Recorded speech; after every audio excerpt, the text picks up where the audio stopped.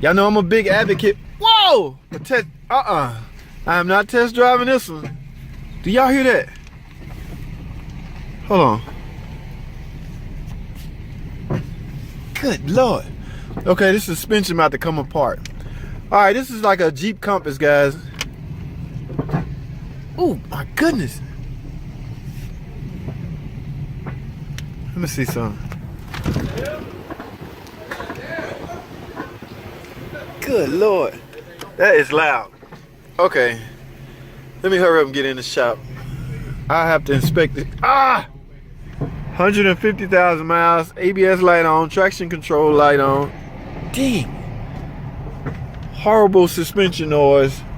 You won't know what's wrong with it until you do a full suspension test or check. But from the sound of it, guys, it should be fairly obvious. Inspect the complete suspension system, all right? Even the rear. Inspect the whole complete suspension system, all right? Let's get it. All right, guys. We're gonna get this thing in the air and do a suspension test. Okay.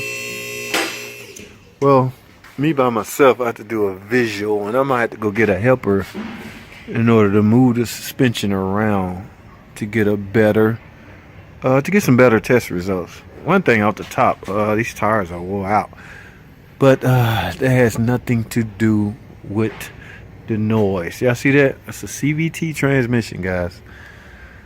Oh, those transmission gave us problems when they first came out. Most of the noise was coming from the, whoa, look at that. Oh, okay. I guess I don't need a helper.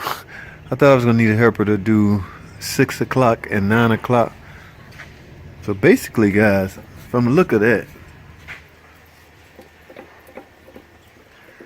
that is where most of the noise coming from. And of course, the strut is coming apart up there. I'm gonna zoom in up there so y'all can see that. That is not a good look.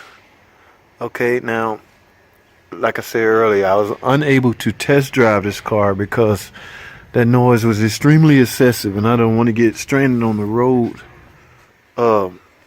trying to duplicate a complaint. I actually duplicated the complaint, which is noise. Yeah, I hear the noise, but sometimes, you know how y'all know how I always advocate test driving the cars. Whoa. Oh my goodness.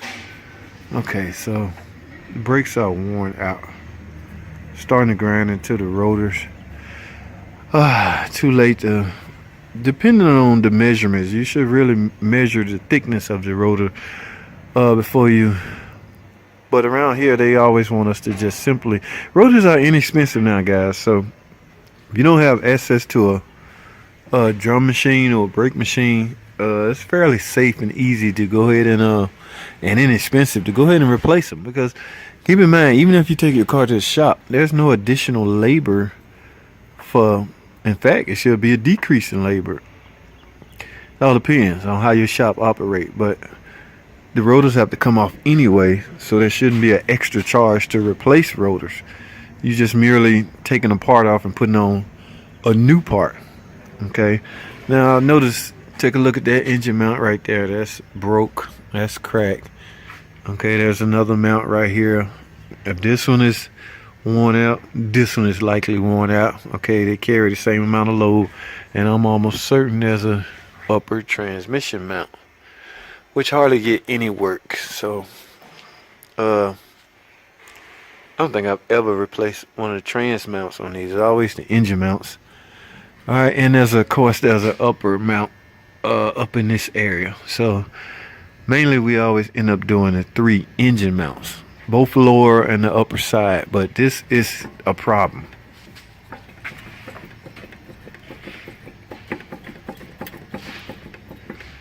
Okay, guys, now I don't know how aftermarket world work, but when we get a control arm blade, the OEM is going to come with a ball joint. Alright, so I don't know if you get one, say AutoZone, will it not come where you have to get an extra ball joint? I don't know, but if I was you, I would get one with the bushings already. A lot of guys take this off hammer out the old bushing and simply press in new bushings. Those days are dwindling down, guys. Because parts are complete now and they're a little inexpensive, so it's almost makes economical sense to go ahead and replace, just say, a lower control arm with the bushings already in it.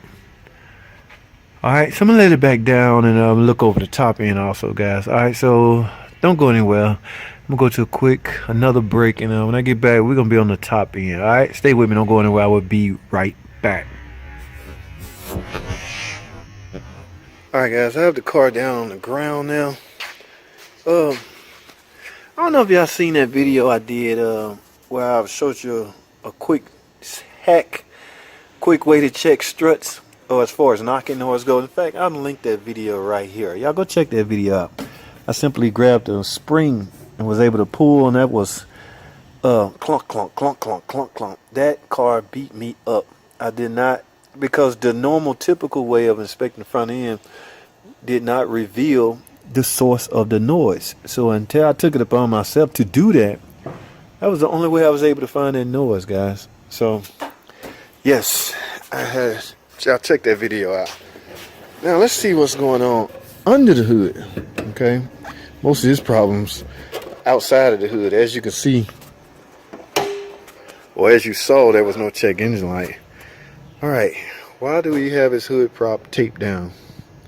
I don't want to mess with that. I don't want to be responsible for that. I don't want him. I just don't want to mess with something that a customer has rigged up. I don't want to unrig it. Okay. Oh, the washer hose broke. So basically, I'm just looking, inspecting. I wanted to see was the strut mounts broken. Bolts broken, rather. They look fairly intact. So without, I don't know, man. Y'all know how we are here at this place. They're very skeptical about working on old cars with high miles.